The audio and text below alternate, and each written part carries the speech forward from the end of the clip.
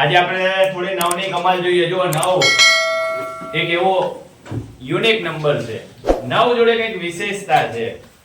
એટલે 9 છે ને ગમે તે જાવ ને તો એની કંઈક વિશેષતા, એની કંઈક છાપ છોડીને જાય છે. નવડા માટે એક સરસ મજાની ટ્રીક છે ગુણાકારની. જો સીધે સીધો ગુણાકાર ફટાફટ થઈ જાય. જો કે 9 નો ઘડિયો આવડતો હોય તો બહુ સરળ વસ્તુ છે. ન આવડતો હોય તો શું કરવાનું? જો આગળ તકડો છે, એમાંથી એક બાદ કરવાનો. શું કરવાનો?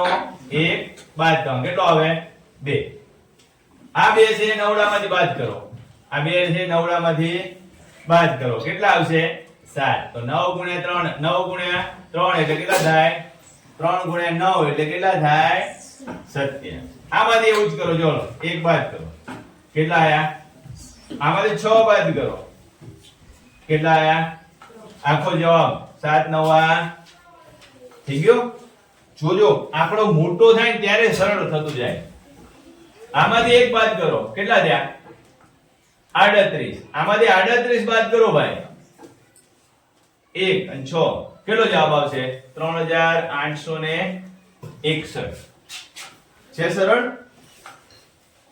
પણ આપણને જૂની પદ્ધતિથી આમાંથી એક બાદ કરો. ચલો કેટલો આવ્યો? આમાંથી 50 બાદ કરો. કેટલો આવ્યો? આનો જવાબ કેટલો થયો? પણ આપણને થોડી જૂની પદ્ધતિ આવડે છે, જૂની ઢબ ખબર છે. આવી કંઈક વિશેષતા છે નવડા જોડે, એ આપણે વિચારતા નથી, યાદ પણ રાખતા નથી.